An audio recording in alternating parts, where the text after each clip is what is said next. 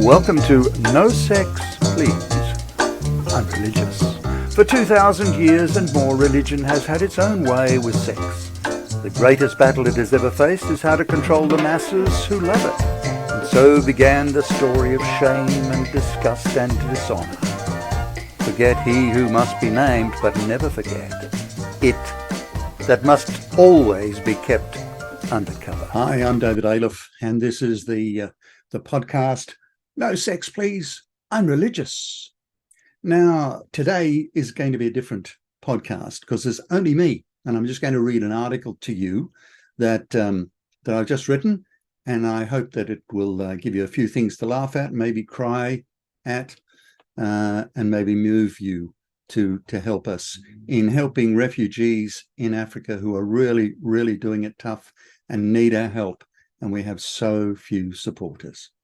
America hiring a Hitman 101, the 8 essential questions to ask. Now, let me begin today by saying, I wish more Christians today were as compassionate and loving as many of my atheist friends. This week, a 21-year-old Congolese refugee died in Nairobi. We struggled to raise funds to keep refugees alive and didn't know about this boy. He had kidney disease, and efforts from his friends to raise money for his medical treatment failed. I don't know that we would have been able to raise the money either because we have so few supporters. I wonder why. He had lost family, his homeland and everything. Now his life.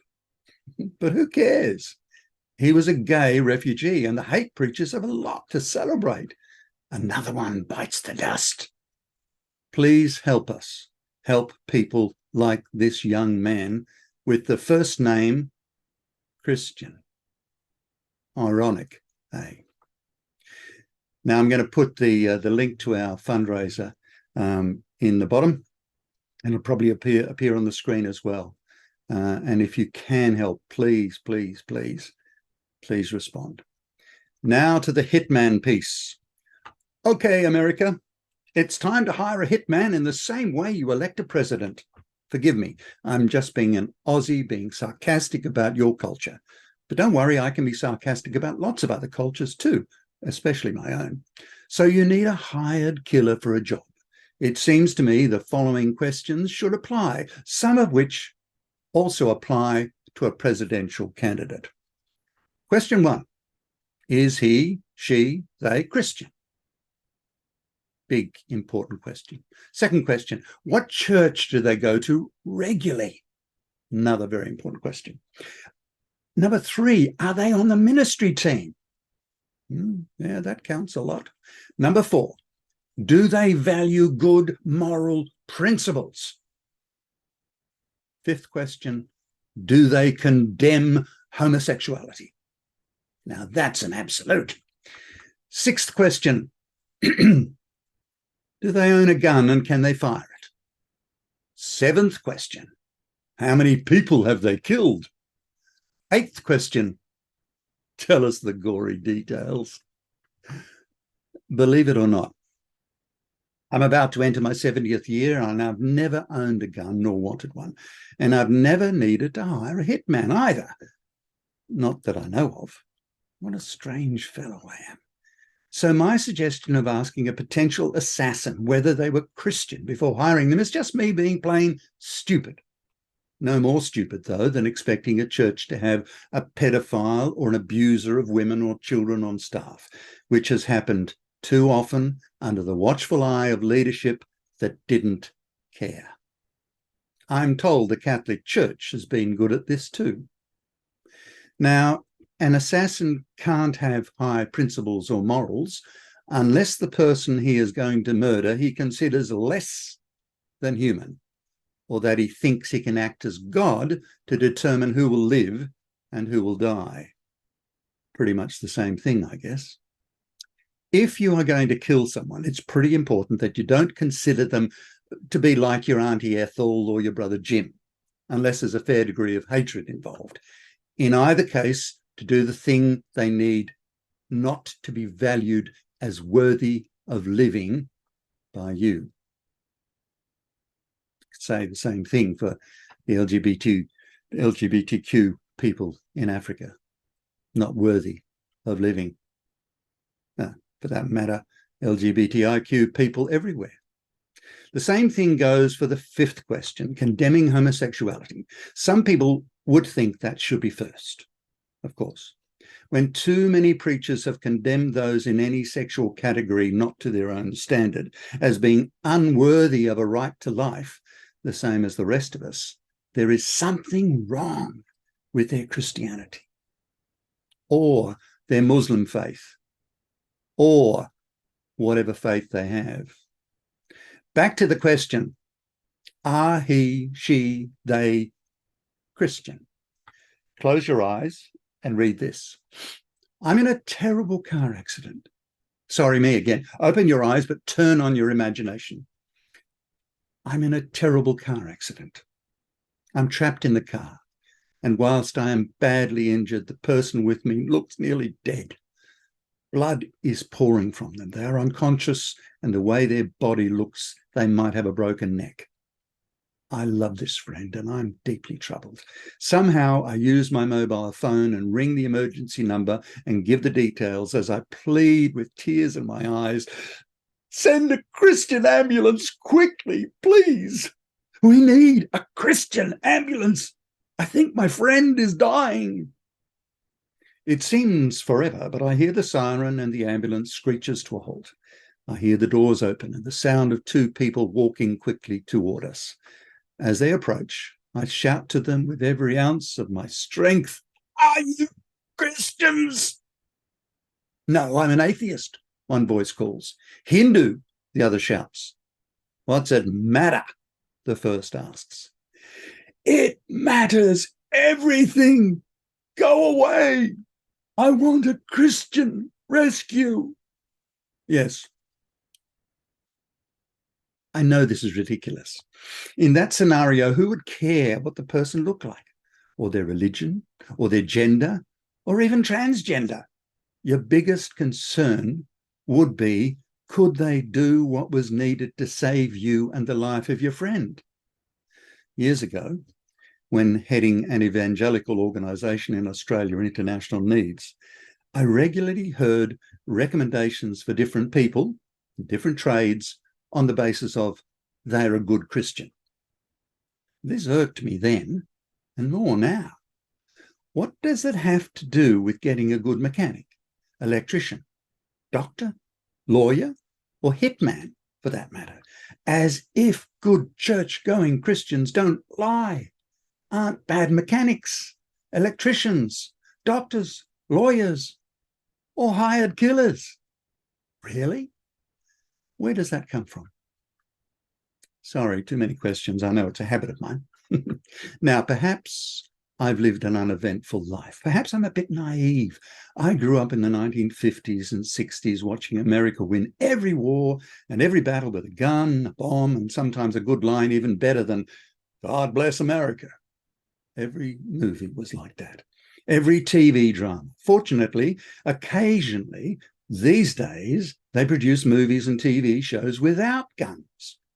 Not often enough, though, for my liking. In a society where a violent and quick response to all problems is celebrated in movies, songs, and history, is there some kind of connection with asking that Christian question?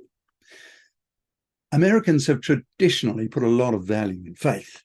I listened to a recent report from America about the next presidential race and the people going up against Trump in the Republican Party. The commentator said that the first most important question that would be asked of each one would be, are they Christian? Not only that, but whatever declaration of faith or church attendance the candidate was to give, it will be challenged over months and months by the best and the worst of theologians and experts, evangelicals, Catholics, and TV poisonalities. Again, as if it really matters. Now, I know it does matter, of course, in that culture, but hey, does it really matter? Sorry, I'm being repetitive, another fault.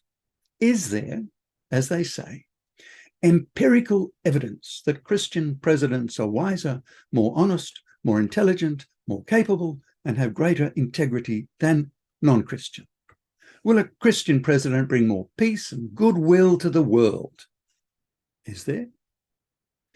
Having a Christian faith has certainly not stopped presidents from lying in office, having sex with whoever, or misappropriating funds or power to their own ends. Yet most of them find time and cameras to go to church. An article in The Conversation claims that studies show every president since Washington has lied. Surprise, surprise. Most of these have claimed a Christian faith. Well, that is, after all, pretty well mandated for them. The article, All American Presidents Have Lied, the question is why and when. Some have lied to protect the country, that is, in wartime. Others to protect themselves or their party, that is, anytime. Of all the liars who were presidents, it says, it is likely that President Trump lied more than most presidents. Another surprise, surprise. I quote that not because I never liked or trusted Trump. Confession, I didn't.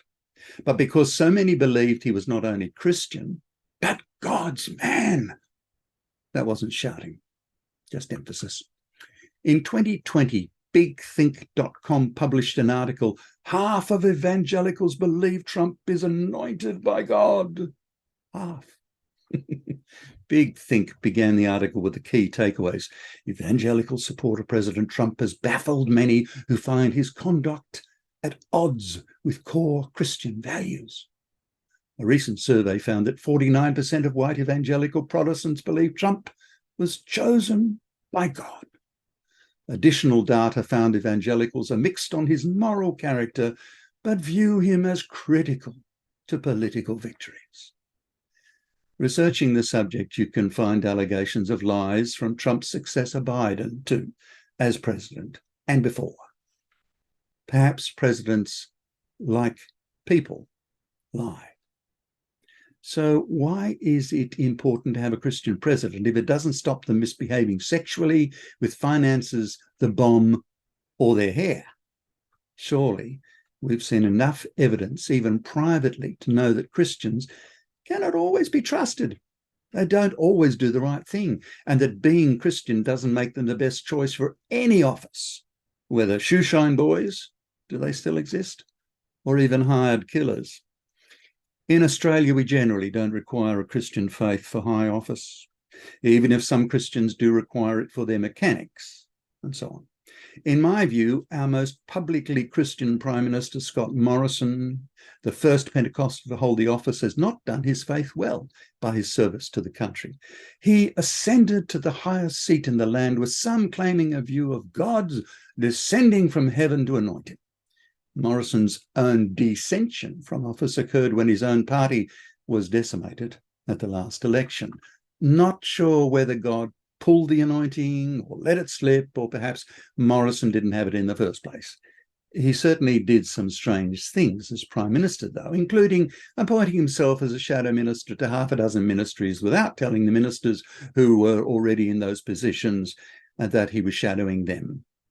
Neither did he tell the Parliament nor the country. When you think God's got you in the palm of his hand, you can think you can do almost anything. Eh? I digress from the hitman.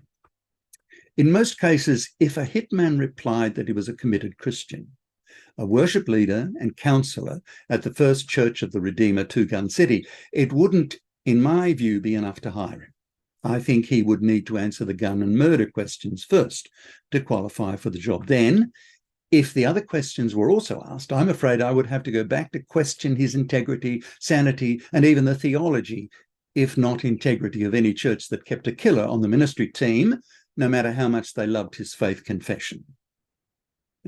Churches have kept pedophiles on the ministry team, but that's another question. In the church's case, turning a blind eye to his liquidator skills would be some gift, if not divine. I actually meant not divine there. Oh dear, I think I've rattled on enough in this article. Time to pull the trigger on it. Sorry about that.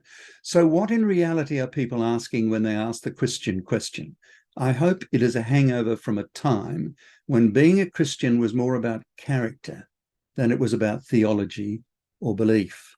People who may or may not have gone to church regularly considered themselves Christian because they believed in principles like the golden rule: do unto others as you would have them do unto you. In the voluntary work that I've been doing over the last couple of years for this charity, trying to raise funds to help people who are LGBTIQ in Africa, on top of running my disability business, I have wished so many times for people of true Christian character to step up and help. People with true Christian character can be atheists. I don't care whether they attend church or not, are on a ministry team, or own a gun.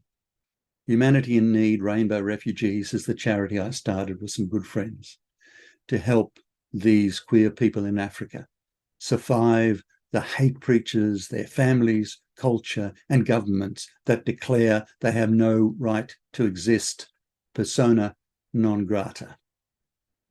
In that time, I've heard of so many stories of people chased from their families and their villages, raped to cure them, and other forms of exorcisms to cast out vile demons. Our small organisation has provided food supplementation for LGBTIQ refugees in the largest camp in the world, Kakuma, in Kenya. We've also paid for rents and food and medical care for those unable to live in the camps because of homophobic attacks that have taken many lives. The work is heartbreaking, but it is good when we know we've been able to save the lives of women and children and young men whose lives are counted worthless and loveless.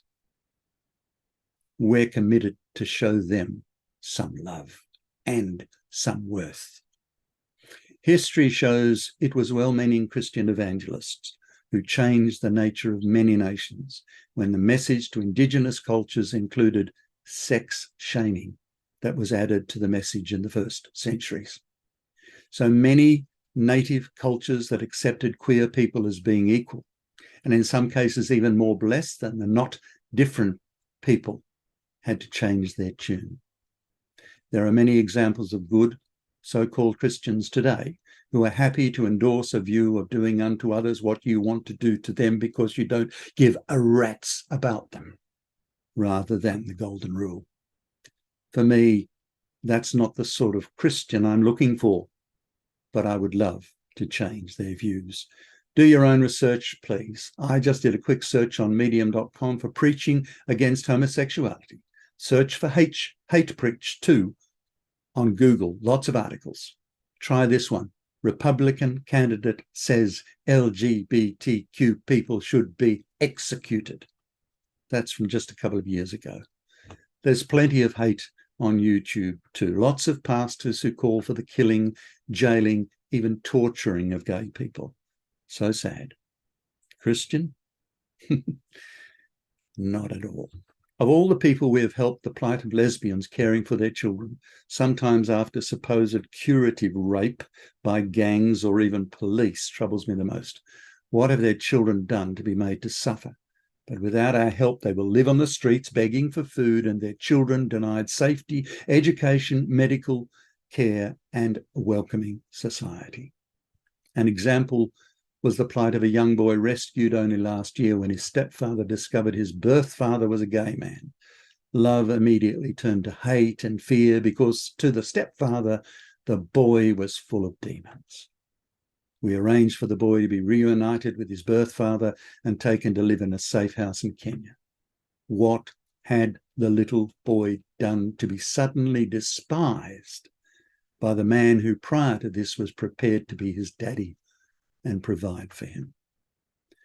Please subscribe to my YouTube channel and podcast, No Sex Please, I'm Religious, that focuses on sex shame fostered by religion and that has caused immense suffering to people of all sexualities.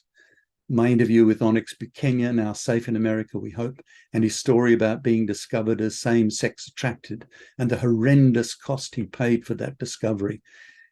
The links will be in the notes below. I also interviewed him about sex shame in Africa. That too was so enlightening. The podcast is also on most streaming outlets. Search for No Sex Please, I'm Religious. Please don't forget to support the podcast through Patreon, other sources, or direct to our website. This podcast supports refugees who are suffering terribly in Africa because of religious hate. It's time to show them some love.